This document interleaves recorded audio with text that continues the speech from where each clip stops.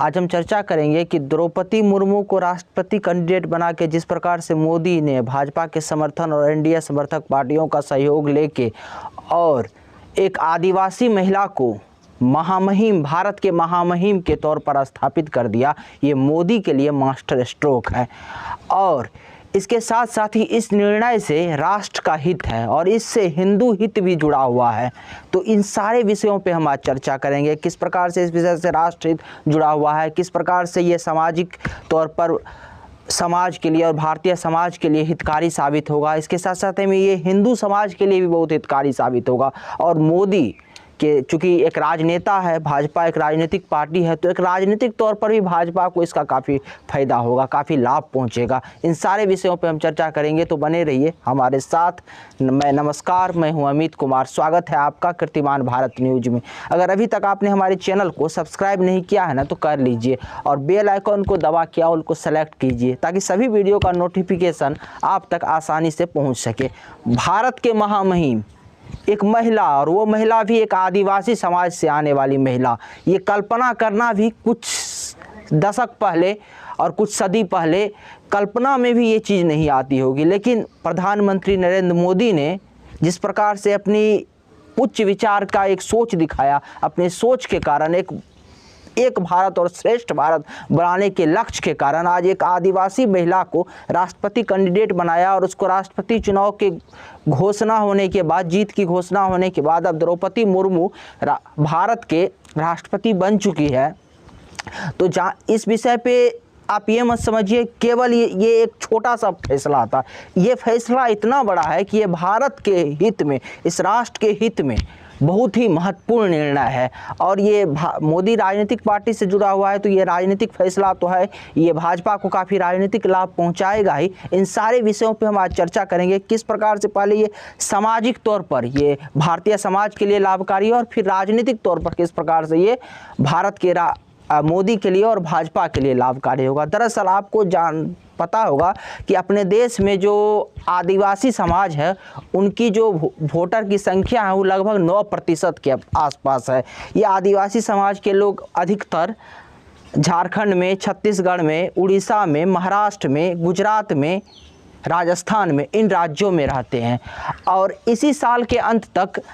गुजरात विधानसभा का चुनाव होना है, वहाँ तो इसका फ़ायदा बीजेपी को मिलेगा ही। साथ ही साथ बीजेपी ने जो ये मास्टर स्ट्रोक चला है और ख़ास करके प्रधानमंत्री नरेंद्र मोदी को कहिए कि राष्ट्रपति उम्मीदवार बनाने के बाद घोषणा किया भारतीय जनता पार्टी ने कि जैसे ही द्रौपदी मुर्मू का जीत तय होगा, चूँकि अब तो राष्ट्रपति बन चुकी है, तो देश के 1,30,000 आदिवासी गाँव में जाके वहाँ पे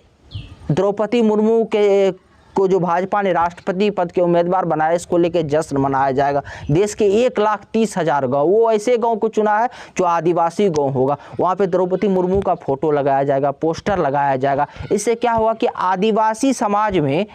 एक जो भाजपा का जो एक विचारधारा है ना वो मजबूत होगा और भाजपा का जो एक वोट बैंक है ना वो बढ़ेगा। और चूंकि भाजपा का देखिए पहले नारा था सबका साथ सबका विकास, लेकिन अब जुड़ गया है सबका विश्वास, क्योंकि भाजपा का अपना एक रणनीति रही है कि समाज के हर तबके को साथ लेके चलना है। जब समाज, क्योंकि समाज के हर वर्ग से, हर जाति वर्ग से, हर धर्म वर्ग से कुछ ना कुछ वोट आए ताकि सत्ता में बने रहे, इसके लिए और सत्ता में बने रहने के लिए और आगे काम करने के लिए अगर आप कोई भी पार्टी अगर एक समाज के लोगों को सिर्फ लेके चलती है तो मुश्किल हो पाएगा कि सत्ता में वो बहुत लंबे समय तक राज कर पाए। लेकिन भाजपा की अपनी एक सोच है और इस सोच का कारण ये भी है कि देश के 47 लोकसभा सीट और 387 विधानसभा सीट भी आदिवासियों के लिए रिजर्व है, यानी वहाँ पे सिर्फ आदिवासी कैंडिडेट ही मैदान में उतर सकते हैं। ये भी बहुत महत्वपूर्ण है और 47 लोकसभा सीट दिल्ली के गद्दी तक पहुंचने के लिए बहुत महत्वपूर्ण है। इसलिए मोदी ने बहुत सोच समझ के ये फैसला लिया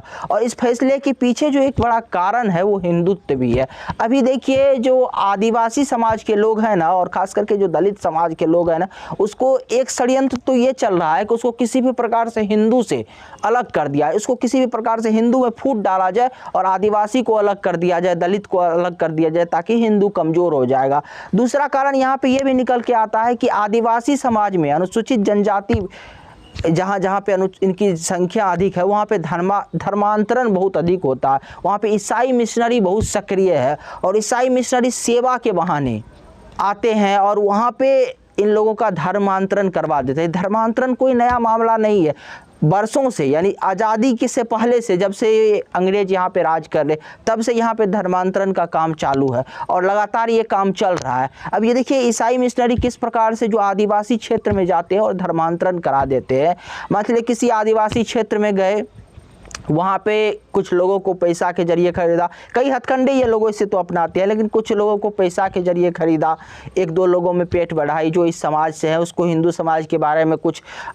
इस तरह का निगेटिव फैलाया कि आप हिंदू नहीं है, या फिर इस प्रकार के उनके अंदर एक विचारधारा डाल दिया जाता है कि आप एक अलग धर्म है। वो अपने जो क्रिश्चियनिटी है उसका बढ़ावा किस प्रकार से हो तो उसकी विशेषता बताता है और धीरे धीरे एक दो लोग को ब्रेन वॉश करके अपने पाले में करता है। और जैसे ही एक दो लोग उस समाज के एक किसी एरिया क्षेत्र के या किसी गांव के इन लोगों के पाले में पड़ जाते हैं जो मिशनरी प्रचारक है, तो वहाँ पे ये लोग क्या करते हैं, एक चर्च स्थापित कर देते हैं। एक चर्च स्थापित करने के बाद धीरे धीरे वहाँ सेवा का कार्य शुरू कर देते हैं। जैसे धीरे धीरे वहाँ सेवा का कार्य शुरू होता है, लोगों को जोड़ना शुरू कर देते हैं, फिर ये धीरे धीरे अपने विचारधारा उनमें भरना शुरू कर देते हैं और धीरे धीरे ये लोग लोगों को, आदिवासी क्षेत्र के लोगों को अपने पाले में करके सेवा में धन का लाभ देके सेवा करके और किसी प्रकार से ये ईसाई धर्म को अपनाने के लिए मजबूर कर देते हैं। क्योंकि देश में जो धर्मांतरण है, खास करके जो ईसाई वर्ग है ना, ये धर्मांतरण कराने में बहुत आगे है। हमने तो अपने जीवन में देखा कि जब हम लोग कॉलेज यूनिवर्सिटी में पढ़ रहे थे तो उस समय में जो यूनिवर्सिटी के बाहर जो ईसाई धर्म के धर्म ग्रंथ है ऐसे ही बांटे जाते थे, मुफ्त में आता था। एक गाड़ी पे लाद के पूरा सामान आता था उसका पुस्तक, और ऐसे कॉलेज के बाहर बांट दिया जाता था, ऐसे स्कूल के बाहर बांट दिया जाता था। ये धर्मांतरण का जो इसका जो प्रचार प्रसार है ना, ये बहुत दिनों से चल रहा है। तो द्रौपदी मुर्मू को आगे लाके मोदी ने एक ये मास्टर स्ट्रोक ये भी चला कि जब द्रौपदी मुर्मू भाजपा के साथ जुड़ेगी, क्योंकि भाजपा की विचारधारा हिंदुत्व की विचारधारा है और भाजपा हिंदुत्व को लेकर आगे बढ़ रही है, राष्ट्रवाद को लेकर आगे बढ़ रही है, तो इससे जो ये धर्मांतरण का मामला है ना, इसमें भी काफ़ी नुकसान, काफ़ी कमी आएगी। क्योंकि भाजपा के साथ जुड़ने के बाद जो एक विचारधारा वहां तक पहुंचेगी ना, तो उस समाज को लगेगा नहीं इस देश में हमारी सुनी जा रही है, हमारे समाज से भी कोई लोग शीर्ष स्थान पर, भारत के राष्ट्रपति के पद पे पहुंच सकता है। इस देश में जो वो विचारधारा है ना हिंदुत्व की, वो भी यहाँ तक पहुँचेगी। तो हालांकि जब से मोदी सरकार आई है पिछले 7-8 वर्षों में जो ये ईसाई मिशनरी है इनके काफ़ी कमर तोड़े, क्योंकि इनका जो फंडिंग होता है वो खास करके विदेशों से होता है। क्योंकि जितने भी क्रिश्चियन देश है, जितने भी यूरोपीय देश है, हाँ, सारे के यहाँ से इनको फंडिंग आता है और इसीलिए इनको पास पैसा का कोई कमी नहीं होता। इसीलिए ये हर प्रकार के हथकंडे अपनाते हैं, साम दाम दंड भेद, या यूँ के कभी धन का लोभ देंगे, कभी फूट डालेंगे, इस प्रकार के हथकंडे अपनाते हैं। लेकिन मोदी सरकार आने के बाद जो इसका जो धर्मांतरण कराने के लिए जो बहुत सारे विदेशी से फंडिंग आती थी ना, उस पर रोक लगाया गया। इनकी कमर काफ़ी टूटा है जो सेवा के आड़ में धर्मांतरण हो रहा था। लेकिन चूंकि 50-60 वर्षों से, 70 वर्षों से ये कहिए कि इतना इनके जड़ें मजबूत हो चुका है ना देश में, कि अब इनका इतना आसानी से इनको समाप्त नहीं किया जा सकता। एक रात में जो कहिएगा ये पूरे ईसाई मिशनरी की कमर टूट जाए, ऐसा नहीं हो सकता। धीरे धीरे इस पे चोट करना पड़ेगा, क्योंकि ये लोग बहुत जड़ें अपना हिंदुस्तान में जमा चुके हैं, इसलिए धीरे धीरे इन पे आघात करना पड़ेगा। और किस प्रकार से ये करते हैं धर्मांतरण, इसको देखिए।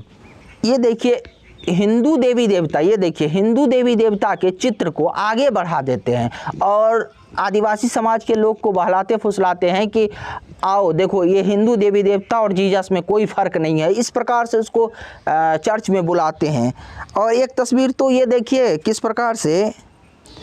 मदर मेरी के गोद में भगवान गणेश को दिखाया गया है। मदर मेरी के गोद में भगवान गणेश को, जिसको गोद में यीशु मसीह को होना चाहिए, उसके गोद में भगवान गणेश को दिखाया गया। मदर मेरी कौन थी? यीशु मसीह की माता, और उसके गोद में भगवान गणेश को दिखाया गया। इस प्रकार से ईसाई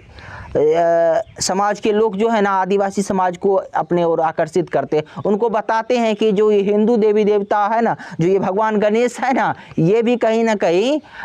यीशु मसीह के ही अवतार हैं, या ये भी यीशु मसीह जैसे ही है, और ये भी क्रिश्चियन धर्म से, इस प्रकार से जो हिंदू देवी देवता के उपयोग करके, और कई जगह तो ऐसा देखा गया है कि यीशु मसीह को इस प्रकार से पेश किया जाता है जिस प्रकार से हिंदू देवी देवता के सर पे मुकुट होता है, वो चारों प्रकार से एक आभा मंडल, एक ज्योति जलती रहती है ना, उस प्रकार से एकदम यीशु मसीह का चित्र को ऐसे बना देंगे जिस प्रकार से हिंदू देवी देवता का चित्र हो, और इस प्रकार से देश में धर्मांतर किया जाता, आदिवासी समाज के लोगों को खींचा जाता, क्योंकि उनको बुलाया जाता है वो, और कहा जाता है कि आओ कीर्तन करते हैं, भजन करते हैं, तो उनको लगता है कि ये हिंदू धर्म का ही कोई पंथ है, क्योंकि हिंदू धर्म में बहुत सारे पंथ है जिसके जरिए कीर्तन कराया जा रहा है, भजन कराया जा रहा है, और धीरे धीरे ये लोग बहुत चालाकी से धर्मांतरण करा देते हैं। और हाल फिलहाल में जो धर्मांतरण हुआ है उसको देखिए किस प्रकार से ये पेपर में न्यूज बना, ये बड़ा न्यूज बना है देश में। हिंदू देवी देवताओं पर आपत्तिजनक टिप्पणी कर ईसाई धर्म को बताया जा रहा था श्रेष्ठ।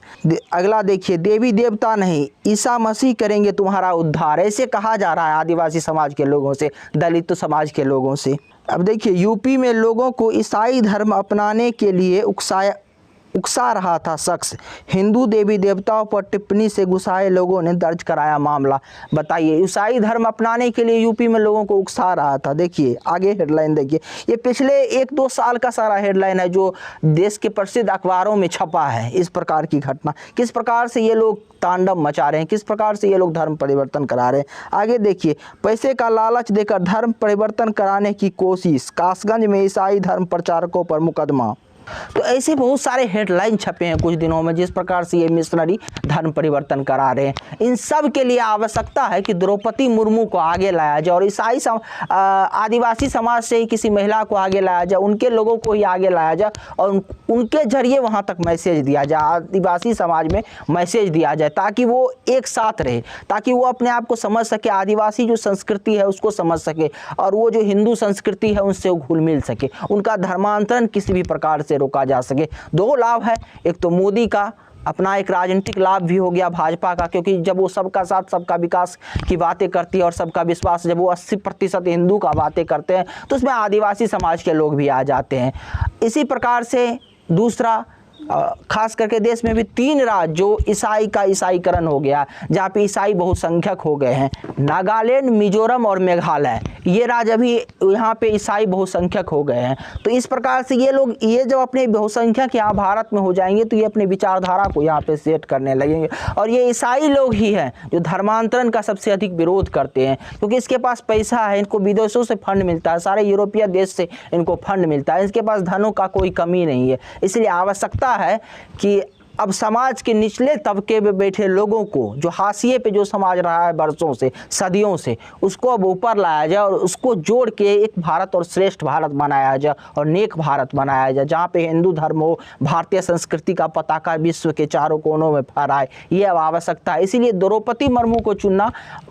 प्रधानमंत्री नरेंद्र मोदी का मास्टर स्ट्रोक है, और इस देश के लिए भी बहुत लाभदायक है। अगर आपको हमारी जानकारी अच्छी लगी तो वीडियो को अधिक से अधिक शेयर करें और चैनल को सब्सक्राइब कर लें। धन्यवाद।